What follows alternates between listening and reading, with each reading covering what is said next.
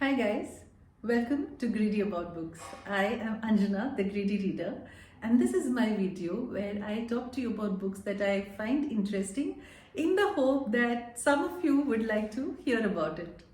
So today I have got two books and both the books have women protagonists.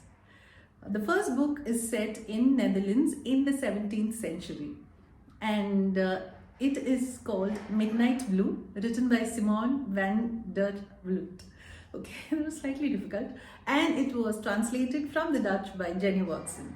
So this is the story of Catherine, who is a 25-year-old woman who loves painting, but she's not allowed to do that. And in the village, when her husband passes away, because slightly after the story starts, her husband passes away and she moves away from the village to the city, to Amsterdam.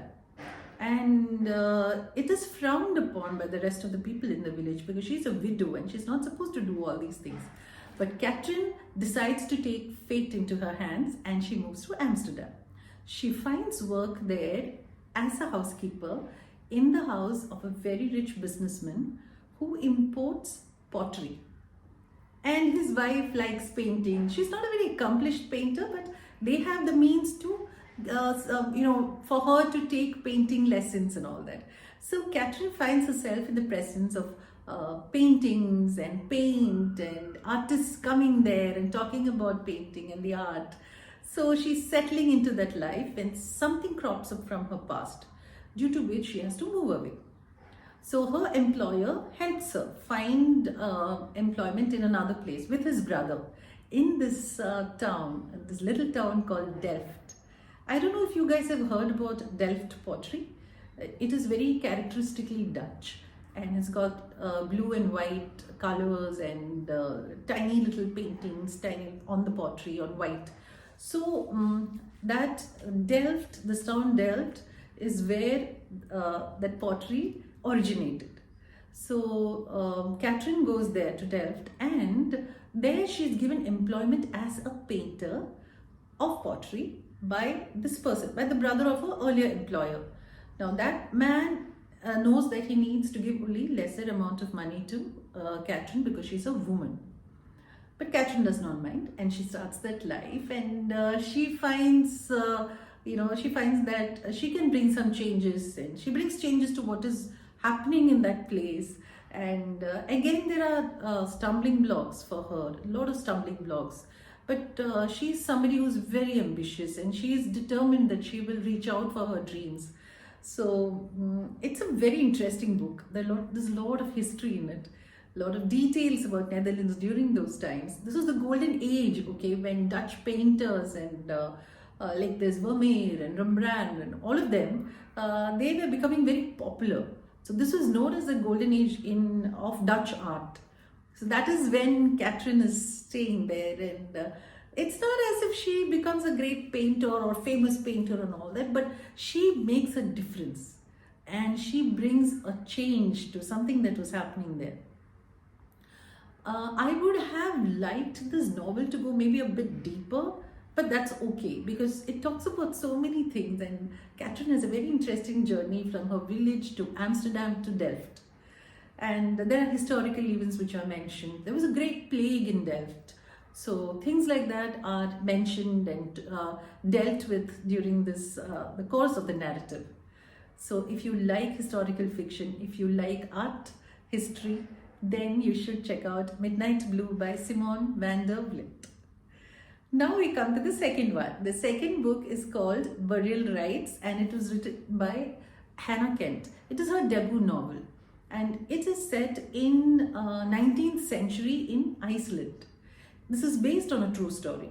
It is a story of Agnes, Magnus' daughter, and she was the last woman to be sentenced to death by execution in Iceland in the early 1800s, around 1829, 1828, 29. And that is a fact that has happened there. And what is known about it is that Agnes killed two men. Agnes along with Frederick killed two men, and so she was sentenced to death by execution. And during the course of the trial, what happens is she was sentenced by a district court, and then that has to be taken to a court in Reykjavik, and from there it will go to the Supreme Court, where the King of Denmark has to take a decision, has to approve this execution, the sentence of execution. So it is considered to be just a formality, but that whole process has to be followed. And during these months, this woman Agnes cannot be kept in jail because the conditions in prison are not such that a woman can be kept there. So the authorities decide that Agnes should be kept with a morally upright Christian family, so that she can learn from them.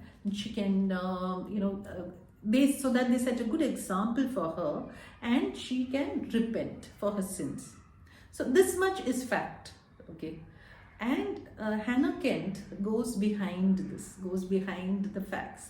She does a lot of research. She has done meticulous research, and she has tried to understand the mind of this young woman. Who was she actually, and what led her to this action that she did?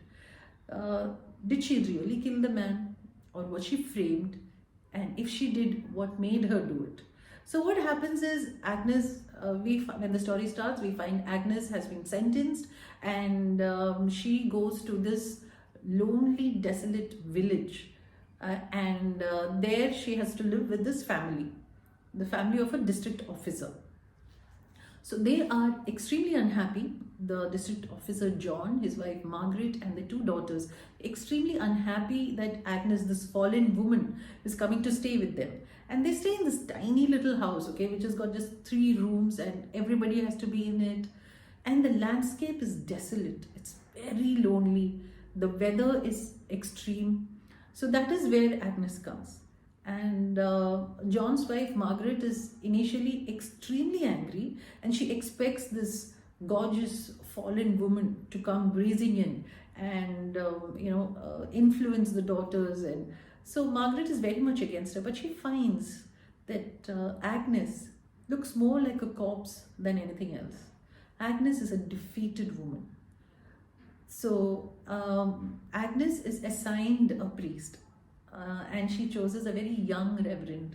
And the reason that Agnes chooses this young reverend might seem slightly inconsequential, but it is very touching. We go back, and this young reverend encourages Agnes to talk about her past. He does not start preaching to her, he encourages her to talk. He feels that if he finds more about her, he might be able to help her repent. Okay, that's his ultimate aim, but still. So that's how Agnes slowly starts talking about her past, from the time she was an orphan and the abject poverty in her life, and how she came to be employed at the home of the person whom she's supposed to have killed. So we see Agnes's journey, and we see the person that Agnes really is. Since the weather is so extreme, there are instances where the conversation between Agnes and the Reverend takes place inside the tiny croft home.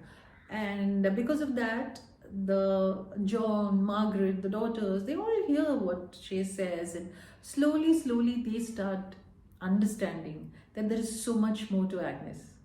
And then Agnes is taken for execution, and it is a beautifully written story. Very well researched. The historical details are so accurate. And Hannah Kent has done a great job. She's won a lot of awards for this, but I feel that, I don't know, awards slightly intimidate me about books, but I love this book, Burial Rites by Hannah Kent. So those were the 2 books of today. One set in Netherlands in 17th century, and the other set in Iceland in 19th century. So if you guys are interested in any of this, go check it out.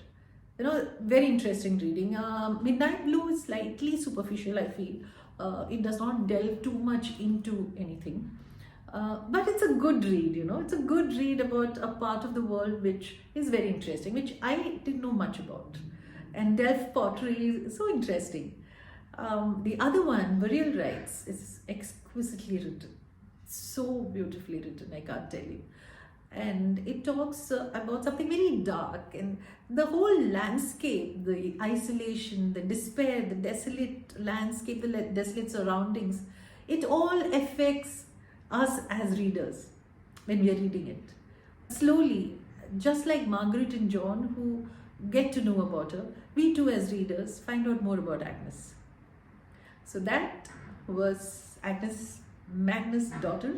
So those were the two books of today, Burial Rites and Midnight Blue. If any of you are interested, go check it out. And please keep reading.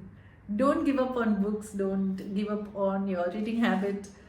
Try to get into reading. You will love it. It's raining in Kochi and the perfect weather to sit and read. It's raining quite heavily. So reading is an activity which will make you feel warm and safe and good. So with that, I say bye-bye. You guys go read and we'll meet next week. Tata.